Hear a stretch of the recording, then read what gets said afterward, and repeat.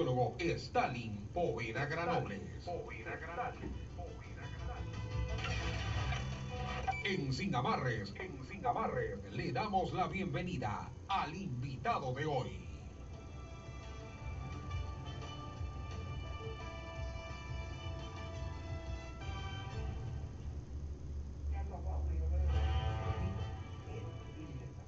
Estamos de regreso en su programa de análisis y opinión Sin Amarres. Ahora vamos a dar paso a nuestro doctor Byron López Castillo, analista político. Bienvenido. Bienvenido, el doctor Byron López Castillo. 12 días que estremecieron a la sociedad ecuatoriana.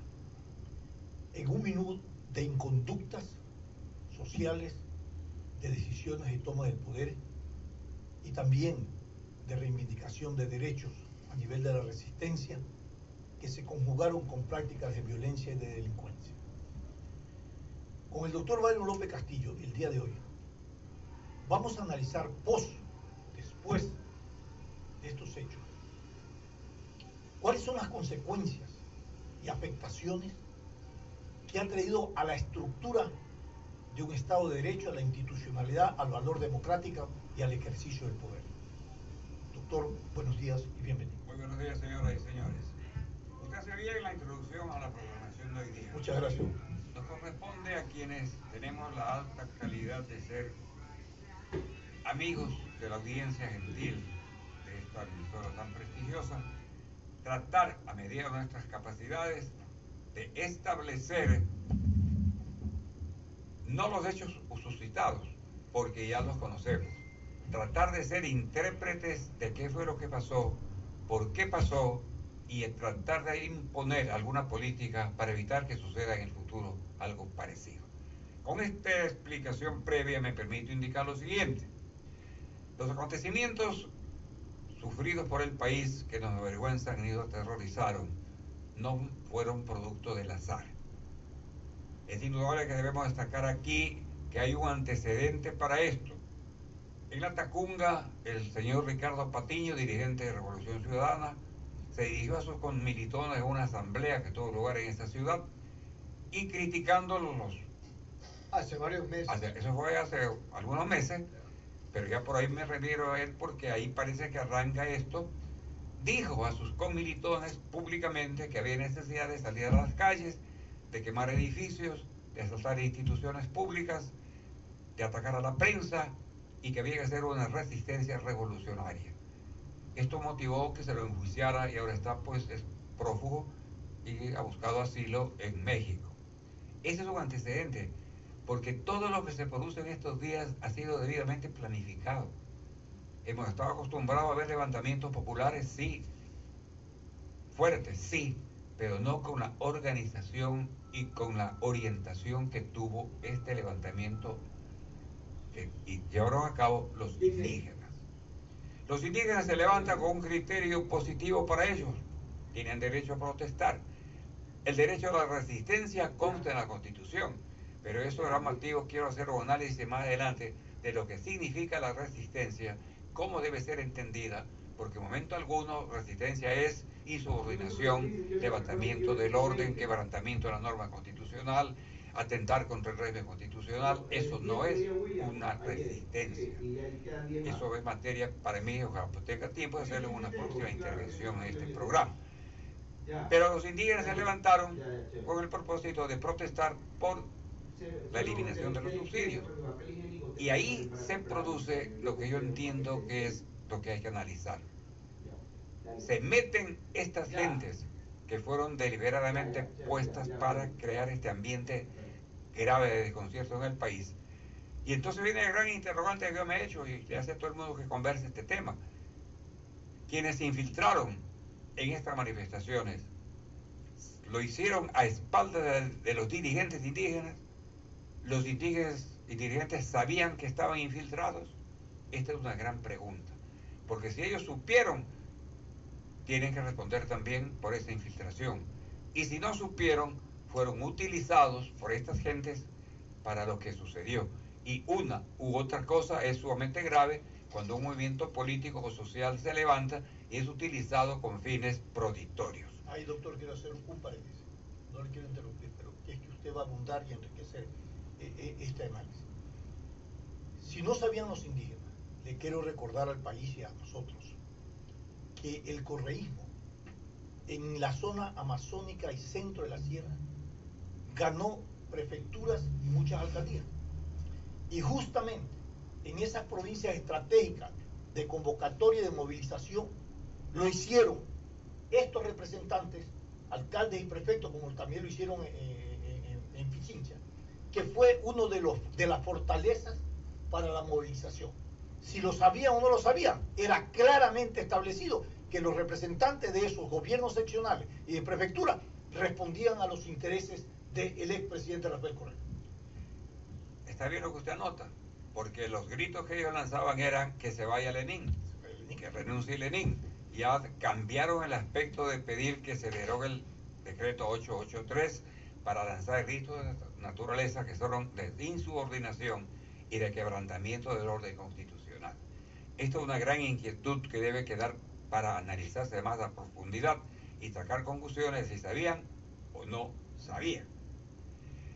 Lo que preocupa al país es que esa planificación fue tan bien hecha que por primera vez en la historia política del país, en lo que a levantamientos populares se refiere, se haya ido direccionado a determinadas instituciones para atacarlas, al extremo de llegar a incendiar el edificio de la Contraloría General de la República, en donde están documentos, pruebas, indicios, presunciones, informes de todos los atracos cometidos por la década ganada.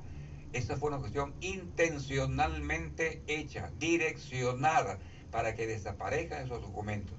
Habría que preguntar ahora si lograron este propósito, si quemaron o no, si se lograron salvar algo. Eso tiene que aclararnos a la Contraloría para que haya tranquilidad en el país.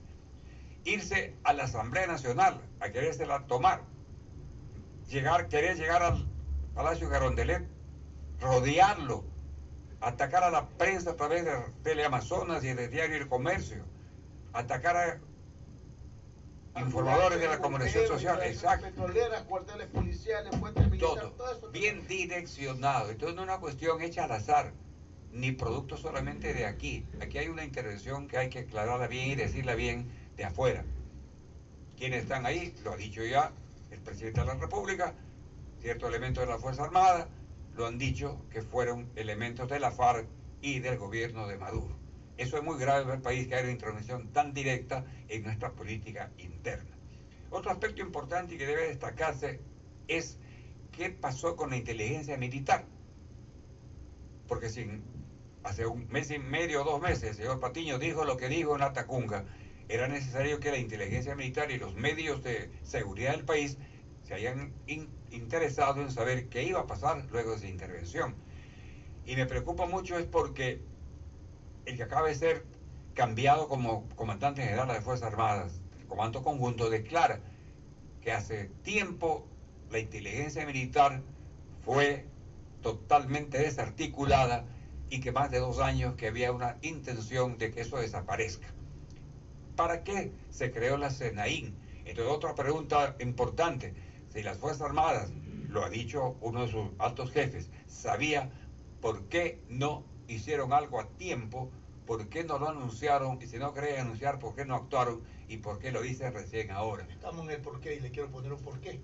¿Y por qué el gobierno tomó esta medida para luego dar paso atrás? También es un interrogante que hay que resolver. Sí, es un análisis que lo va a hacer al final del comentario. Continúe. Por eso, doctor, porque no le queda mucho tiempo. ¿Cómo? Pero va enviada. Sí, dale. Frente a todo esto, ¿qué nos deja esta movilización? Una cosa muy clara: hay necesidad de que el país comprenda que estamos metidos en una vorágine de la que no vamos a salir así tan fácilmente. Ya se está en este momento anunciando un nuevo paro por parte de los trabajadores. ¿También pensarán entonces esa gente de infiltrarse en ese movimiento para querer hacer lo que pasó? Eso es lo que hay que analizar y pedir a la fuerza pública, pedir a la policía y pedir a la sociedad que no permanezca tan indiferente y que comprenda que está de por medio su seguridad y la paz nacional.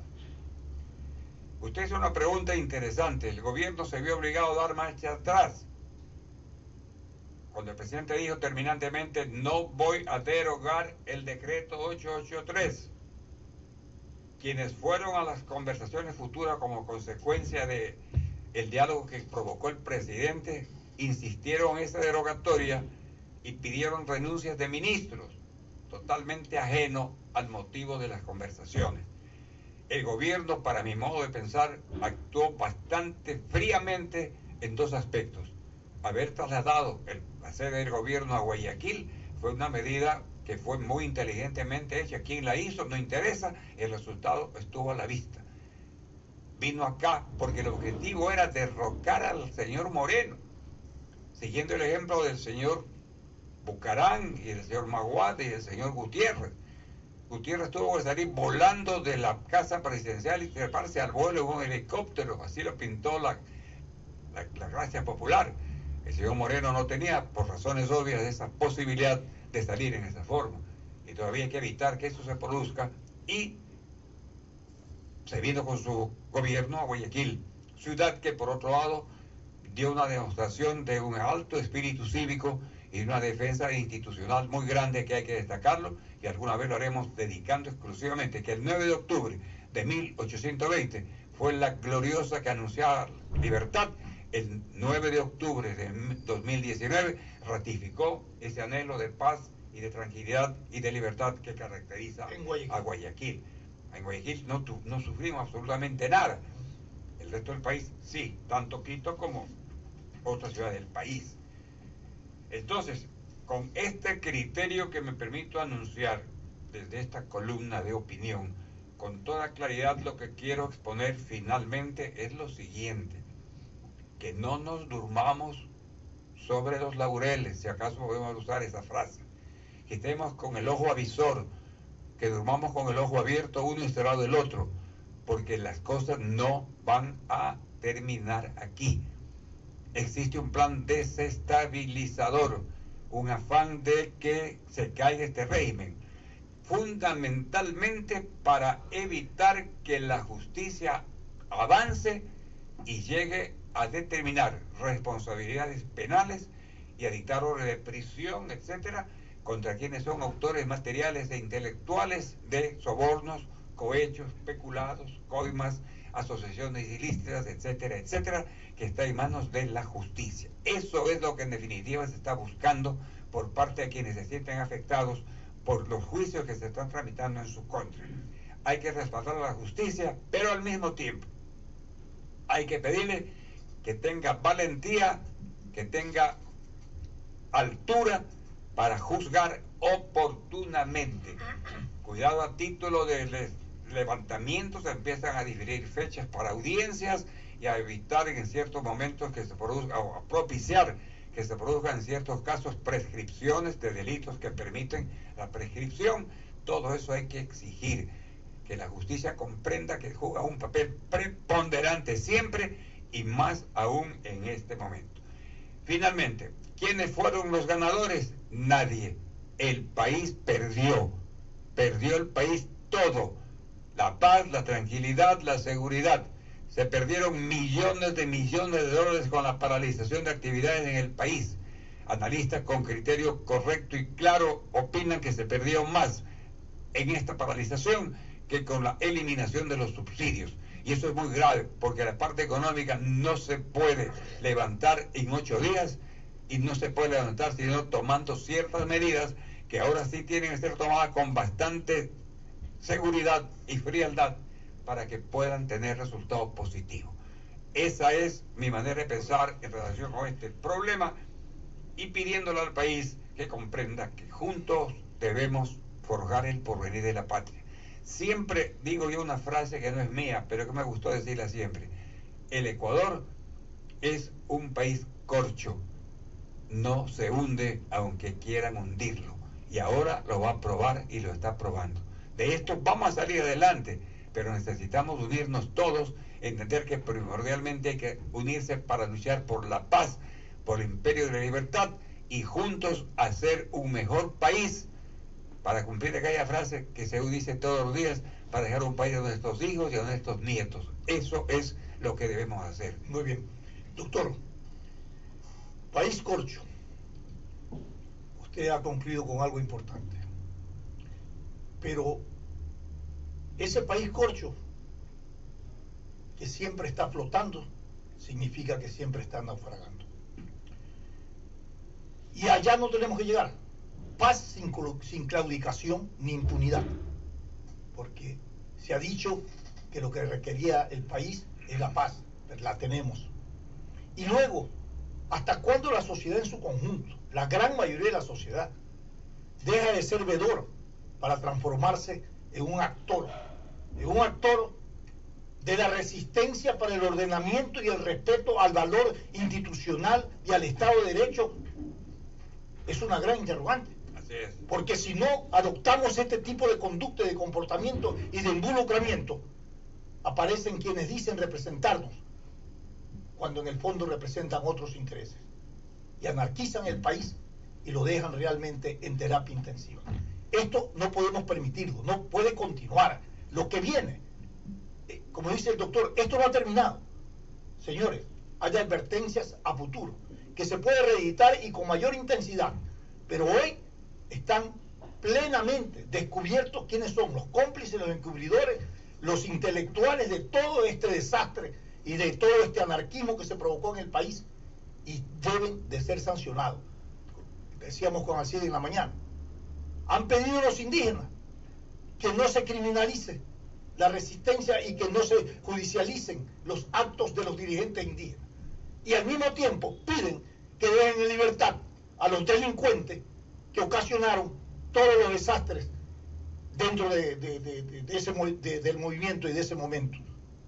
Señores, no podemos claudicar, no podemos generar impunidad, tenemos que continuar. Y el costo es grande, porque yo le preguntaba también al CIDE, y le pregunto a ustedes y al doctor al terminar, si cogemos preso al señor Vargas y compañía, que está claramente tipificada su conducta adecuada a actos delictivos, ¿qué va a pasar? Van a amenazar también con una nueva resistencia y un nuevo paro y una nueva demanda. Y no lo descarte. Y esto es un círculo vicioso. El gobierno tiene hoy la oportunidad de adecuar lo que decía el doctor, nuevas estrategias, decisiones y comportamiento de ejercicio del poder para frenar lo que esto podría volver a reeditarse. Doctor, para terminar. El diálogo es vital y trascendental en la vida de la sociedad humana. Dialogando se arreglan los problemas, no con violencia ni con imposición.